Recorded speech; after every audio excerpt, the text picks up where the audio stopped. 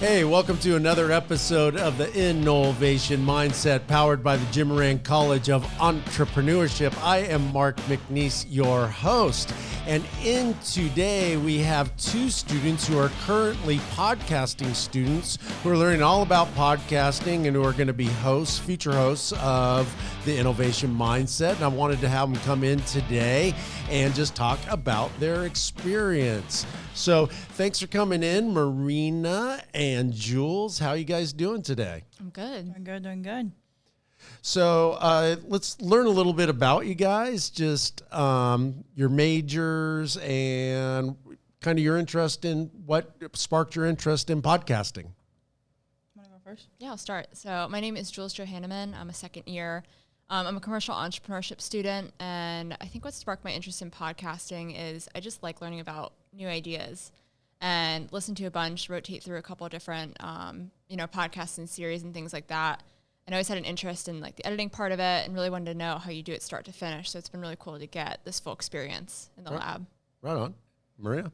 I'm a senior commercial entrepreneurship major, and I think I liked it because it was something different. I've been listening to podcasts lately, and I thought it'd be super cool to maybe launch my own and see what that's about. And I don't know a lot about editing either, so I thought it'd be a cool idea to just experiment something new. Okay, cool. Jumping into podcasting, could you guys tell me some of the podcasts that you like listening to, genres and specific podcasts, and why? We'll start with Jules. Okay. So my favorite right now, I love any sort of podcast that kind of goes through people's lives. I like listening to like what's going on in other people's lives. Mm-hmm. My favorite right now is Anything Goes by Emma Chamberlain. She does a really great job. It's almost like a video essay kind of thing. And she'll pick a topic. So she did one on It's Okay to Change Your Mind. She did one on confrontation the other day that was interesting. So she'll pick like just niche topics and like almost have like an essay outline of how she goes through them, which I think is really interesting. And she's a YouTuber who I followed forever. So it's cool to like see someone be 16 and make videos at home and now, interview people on red carpets and have their own podcast and have their own coffee company and things like that. I listen to All My Mind by Ava Jules. It's kind of similar, usually like what's going on in her life. And then one that I found this summer was I read John Green's new book, The Anthropocene Reviewed. And he did the audiobook on Spotify, but has added a couple of chapters through like a podcast episode. And I've always loved his writing. So those are like the three that I've been kind of circulating through the most. Fantastic. And Marina? I think the top two are, there's one called The Podcast of a CEO, and they have like just random people that come and talk and just about like totally different topics. They're super long, but they're super interesting because they're like perspectives about completely different people. And then I think the second one, which is like a more like a casual, like short one, it's like a TED Talk. But I feel like I listen to it on the way to school, and it's interesting. It'll be like little things here and there, but I feel like I can pick up from it. So it's nice. Nice. So podcasting obviously has become very big, right? And very big business. And one thing that's been interesting, I want to get your guys' thoughts on this, is this political cycle. We're 1 week away from the election. And I think like this is the first time that political candidates have been going on like a lot of podcasts, really famously that Trump went on Joe Rogan and J.D. Vance went on Joe Rogan, and they've even Trump went on Theo Vaughn's website and things like that. And Vice President Harris went on, I think the biggest one that she went on was Pod Save America. I'm pretty sure that she went on that one. What's your guys' thoughts about the transition of how people are getting information and then how our elected officials are getting out and getting their message out, and and podcasts' place in that? Do you think that's going to continue to grow? Do you guys find that a good way to learn more about candidates, or do you like the traditional debate format? What are your thoughts on just the emerging political scene and podcasts? I think for me, Joe Rogan's always been someone who I listen to, and I really appreciate the most thing. I know he can be kind of a controversial figure, but the fact that he gives people the space to talk about whatever unedited, and I think that that's kind of rare in the political scene now. A lot of people like to pull snippets of little things. So having an extended period of time where you can really elaborate on the issues rather than having, 2 minutes to debate, you can really get into the core of the issues. And I know while I was on Call Her Daddy, I haven't listened to any of the podcasts, but I think, you look back at like, I think it was Nixon when they debated and the whole thing with like body language and controversy, where he was just like sweaty and like that shapes elections, like he probably lost that election due to like just the way that you can view people. So I think having a podcast where it's almost like a verbal format and you're still able to expound those ideas and give off, you give off tone of voice and inflection and things like that. I think, as a voter, this is my first time voting, but it's helpful to have extended ways to do research like that. They're just kind of given to you. Great. Marina, you have any thoughts? No, I agree with you in the sense that, like, I think it's a different way for me to, like, be able to hear them. I think it's a little different from the whole, like, the traditional, like, presidential candidate, like, debate where you would see it on TV. I still watch those because, like, my family used to watch them, so now I just kind of, like, grew into that same thing. Right. But I like being able to, like, hear them through podcasts and different, like, sorts of media, because I feel like a lot of their population, whoever's voting for them, has turned into more, like, the media side, so to want to watch it. So I think I like being able to hear different sides and different ways of what their positions are on their issues. Yeah, I also think, too, with that you get the most authentic view of a candidate because you can see their personality and, like, you don't have to talk strictly about policy. You can talk about, like, your life story, the things that you find interesting right now. So it gives a little bit more humanity to those candidates as well.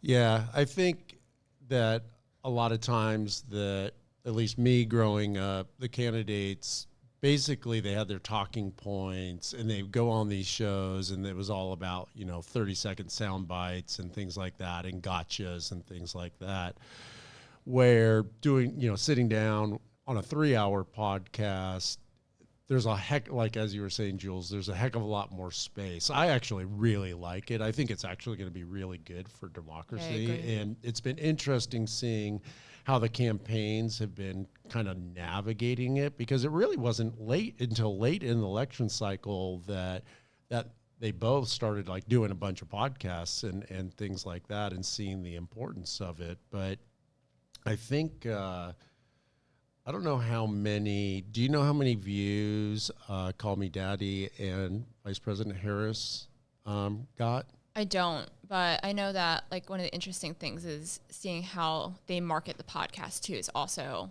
an interesting thing. I know like YouTube tends to censor a little bit more, so seeing how like Spotify and those respond is also an interesting like social experiment. Right. No, that.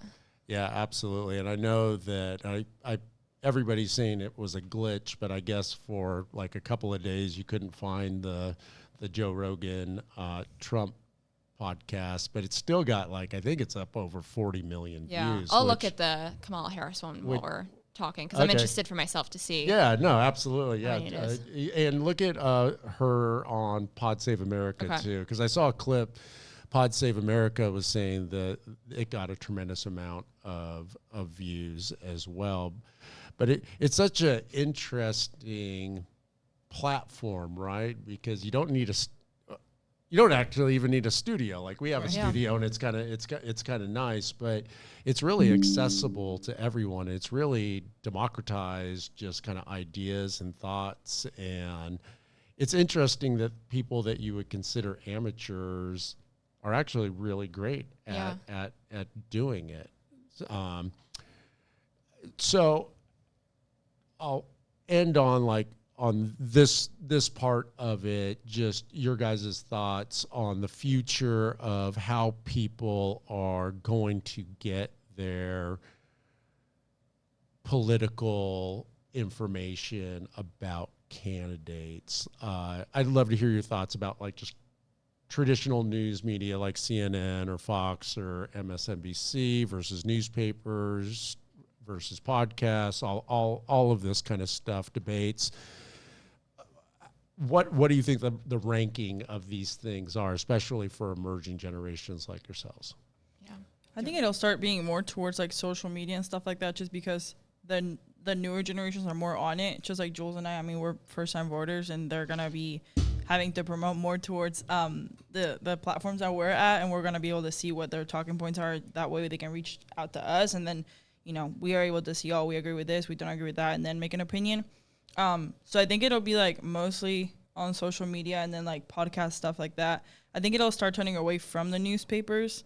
I think it'll still stay on the TV stuff like that. But I don't have a specific ranking, but I think it'll be like social media, TV, and then eventually newspapers will go away. Okay.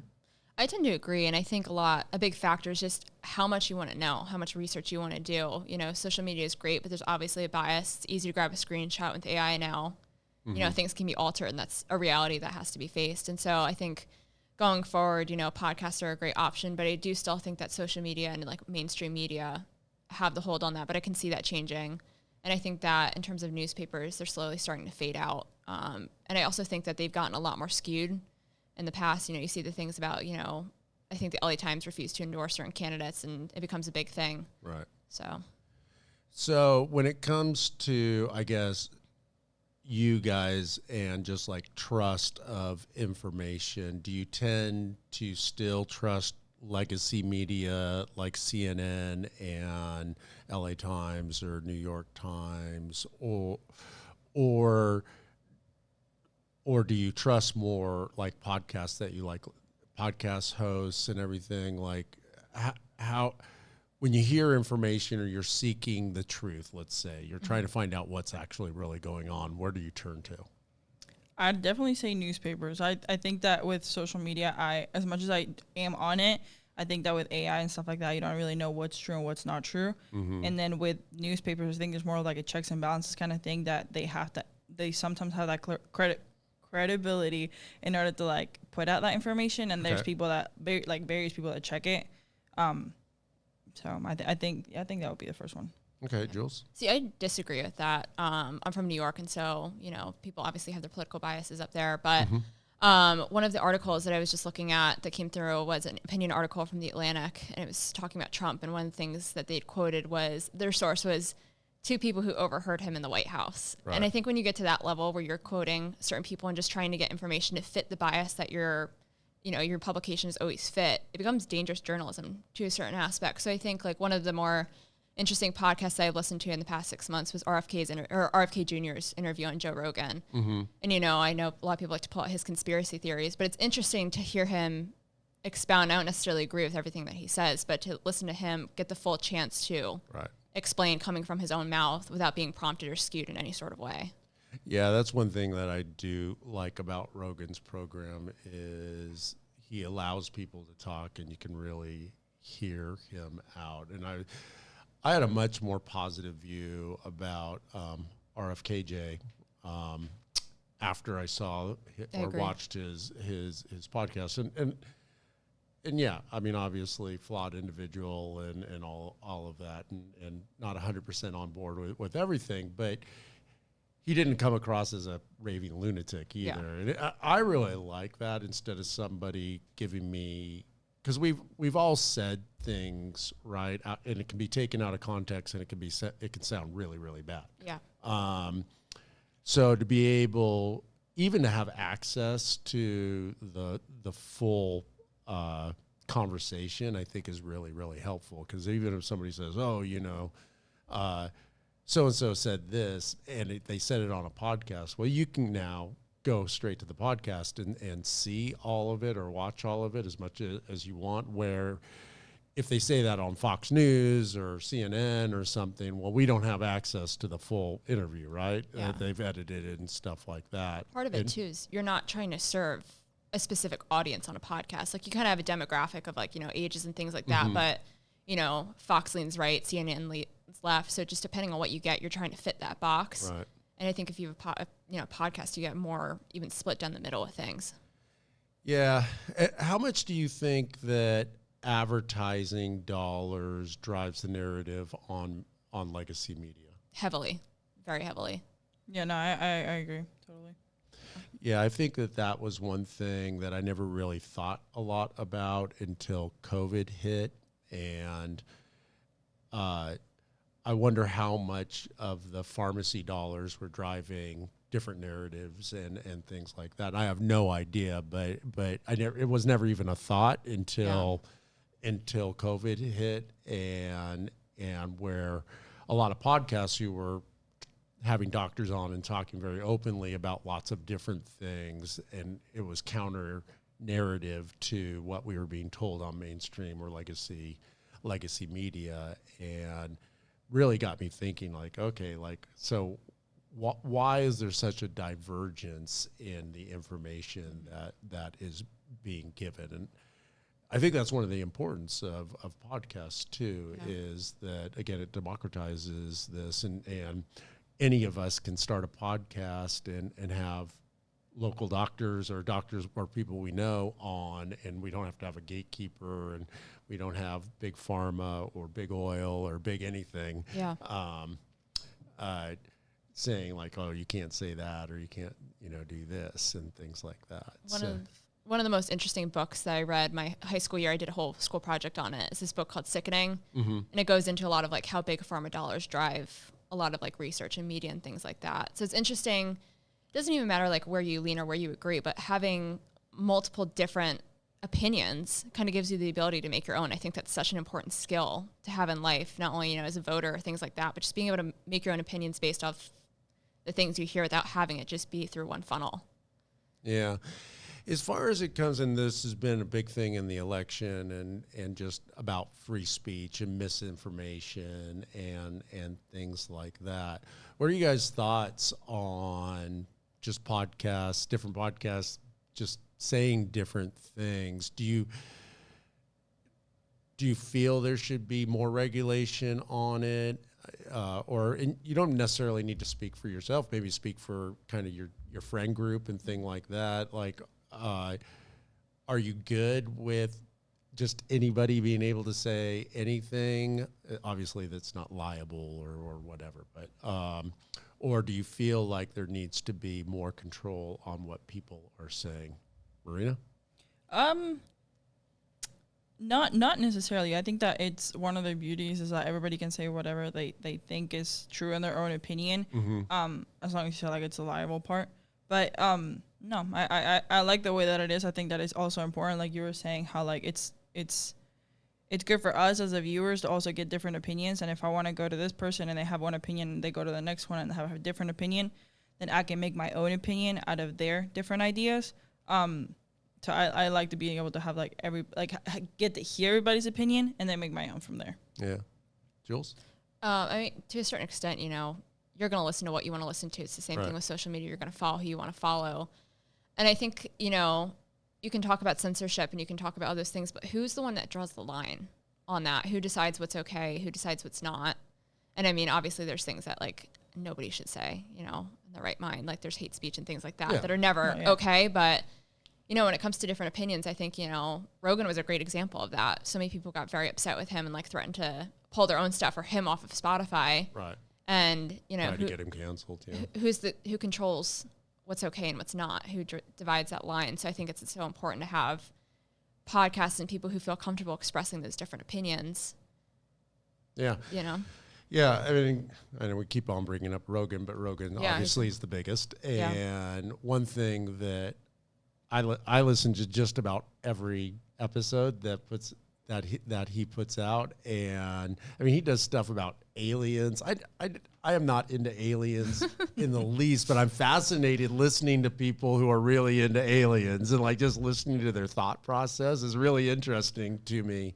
Or he has archaeologists or neo-archaeologists who are trying to prove Atlantis and everything.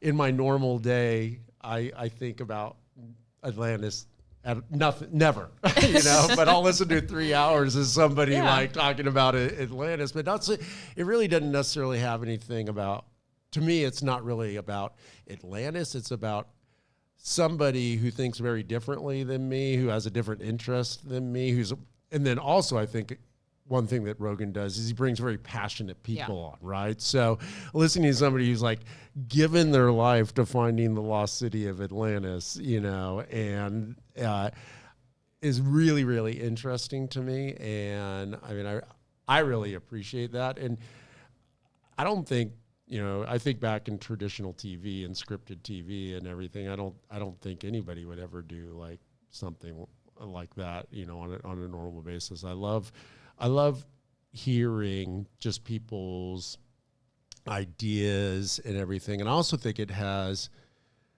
I've kind of like given this a lot of thought of like, okay, like when should if somebody's saying something damaging or crazy or anything, like, should there be any restriction on that and everything? And I've kind of come to the place, and I'm not advocating for this, but it's kind of like just in my own personal journey.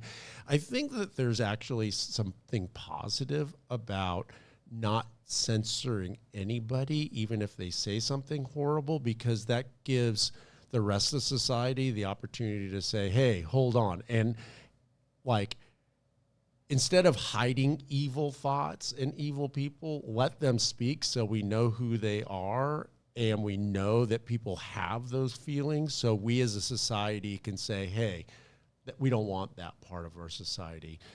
And I think that's one of the benefits of free speech. But I know that I think with anything, nothing's perfect, right? And I forget his name, but he said some pretty damaging things, but he ended up getting sued for libel and stuff like that. And see the Alex Jones. Is that Alex his name? Jones, yeah, like gosh, I forget the name of the school, but Sandy it was Hook. Yeah, Sandy Hook, and he said some, terrible things and everything, but the system worked too. You could look at this two ways. You had this person who said like some really horrible things and everything, but also he was held accountable for it. There's a beauty in community. Right. Too, and you have a community who, again, like you said, says, stop, this is not right. That's how change happens. Right. You know what I mean? As awful as it is that some people hold those thoughts, like that's such a vile thing, but, that's how action happens when people stand up for that and are like, this is not okay. Yeah. It's a sticky situation, but I can really understand both sides of it, and where you don't want people just saying mean, hurtful things, right? But also, it's kind of good to know, like, for people to know who's saying mean and hurtful things. Yeah.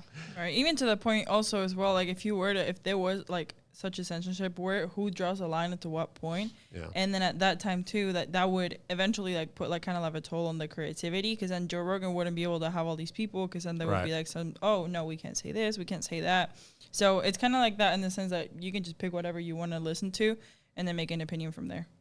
Yeah, he had a guest on, gosh, I forget his name, but he had like some really crazy like physics ideas and everything, and he came under a lot of criticism from physics academics saying, hey, why did you let him come on? And it's like, well, he's passionate about this, he's talking about this and everything, and then he's like, if you want to come on and dispute it, and they came on, and it actually ended up being, I think, a really positive kind of thing, where and then eventually they had both of them on, and they kind of had a debate and things like that, and it ended up being I think a really good thing for physics as a whole, and it actually pushed kind of physics into the mainstream. Yet another thing that I don't think a whole lot about, and so I thought that was really cool.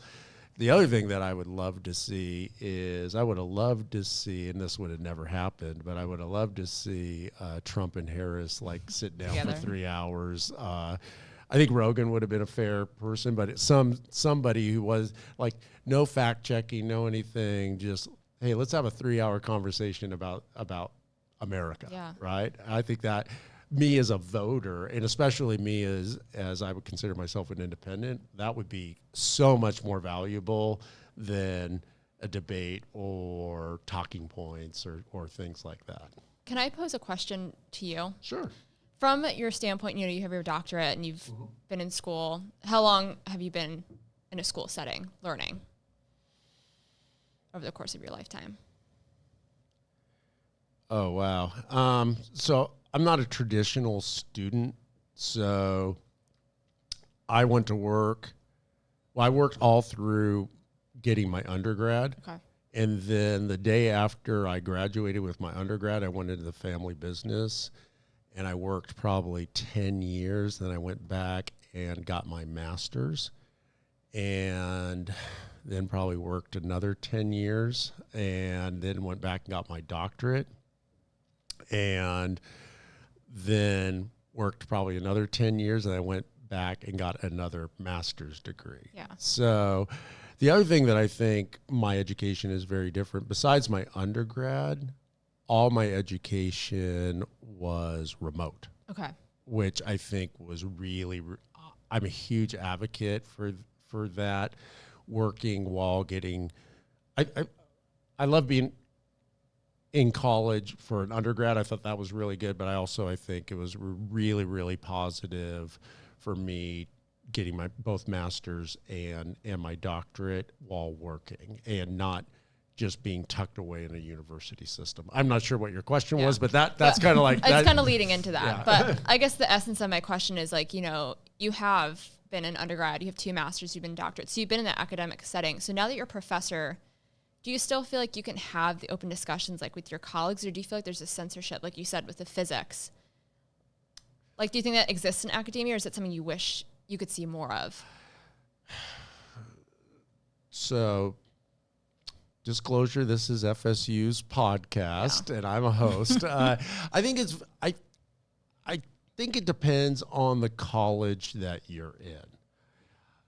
I think me being in the College of Entrepreneurship and just being an entrepreneur, and even though, as you guys know, I put a high value on sustainability in commerce and human rights, and I believe that you can be a capitalist.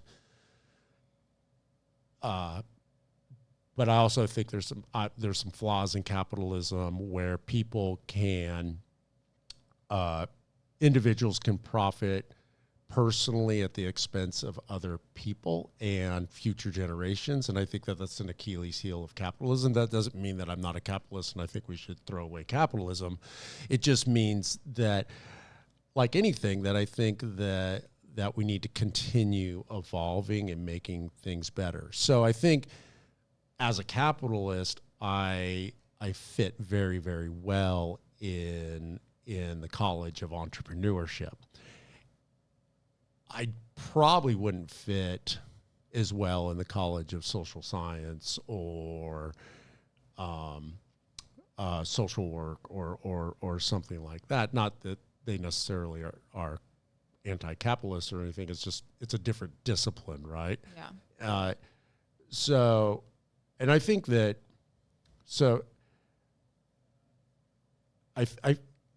and that's the beauty of the college system too, is that you do have like FSU, I think, has 16 different colleges, right? And different disciplines and things like that.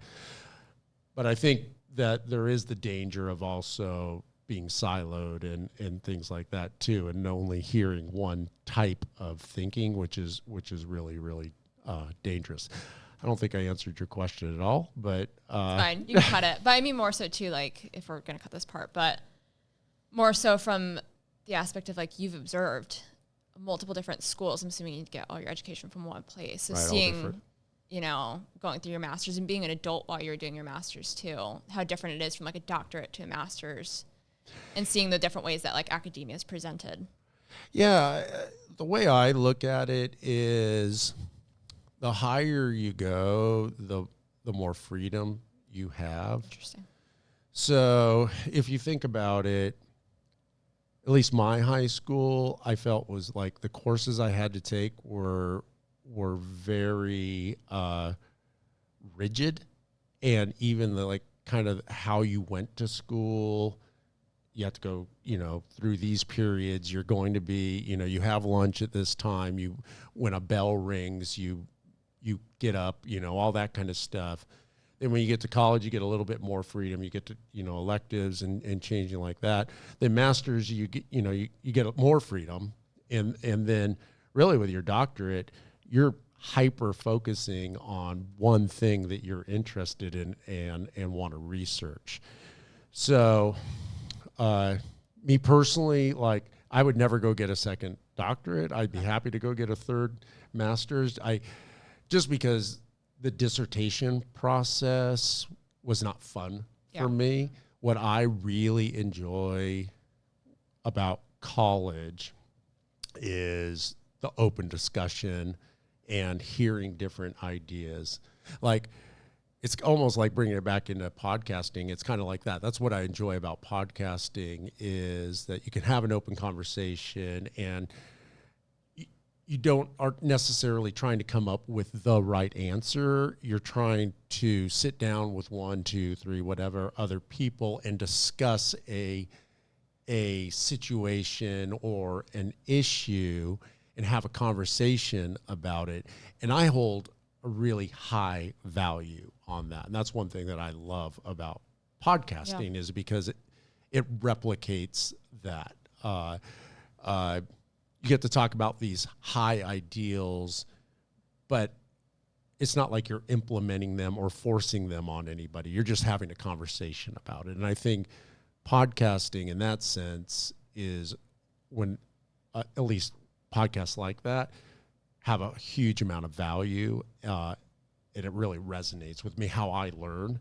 I'll learn a lot more sitting down with 2 or 3 people and having a conversation than reading a book, even though I read a lot of books. Mm-hmm. That's kind of the beauty of it too. Like if you think about it, like you said with the Joe Rogan example, it's kind of nice that there's the idea of just having like this 2 people that have a completely different idea what it could be physics.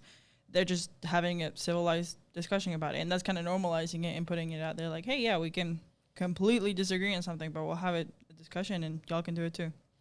Yeah, I mean, like one thing, if I ever started a personal podcast, I would love to start a personal podcast, which would be kind of like a Joe Rogan Experience College Edition, where I would just reach out to the vast amount of different communities that we have here on campus, and just to learn, like to hear, like, hey, what's it like being an Orthodox Jew? Tell me about your day. Tell me about that. Or what's it like being a Muslim and praying 5 times a day? I know nothing about this. You know, like, is this burdensome? Is this fun? Is this like what you know? Tell me about being transgender. Tell me about being evangelical Christian or a Republican or whatever. I mean, we like one thing that's kind of cool about the university, our university. So diverse, yeah. We have everybody. Diverse. Like, I mean, like there's no shortage of like people who are different than me that I could sit down with and just learn about their life and like, hey, why do you think this way? Not that I'm trying to convince you of anything. I'm just at a genuine interest. I just have an interest like, hey, I've never lived as a trans person. I've never gone through that process. Tell me about your challenges. Tell me what's good. Tell me about your community. And that'd be awesome. I would listen to that podcast. Yeah, just I'm not here to convince you of anything or me. I just want to know more. Yeah, I just want to know more. I want to humanize you because I've read everything. I've heard all the sound bites and everything. I just want to hear about who you are. And like, you know, I know what, like me, I love surfing and playing volleyball and doing podcasts, and I could tell you why I like doing that and things like that. But I can't tell you about being a Muslim or a Jew or whatever, you know, and tell me about it. Yeah. And I think that's one of the cool parts too about like getting involved on campus is like you interact with so many different people, so many different perspectives. And it's just interesting to see how that governs their lives and like the ability of, again, like if we're going back to the sense of community and change, the impacts that they're able to make on campus are incredible. Like there's so many people who I admire who do so much work for their own communities. It's just really admirable. Yeah. Or being in the military, you know. I've never been in the military. I don't know. Tell me about it. So I'm just, you know, I have a genuine interest. I think like that. I think Joe Rogan too has a genuine interest in people, right? Yeah. Like I think he's just like a sponge. He's just like really interested in things, and I think those type of podcasts are really interesting to me as well.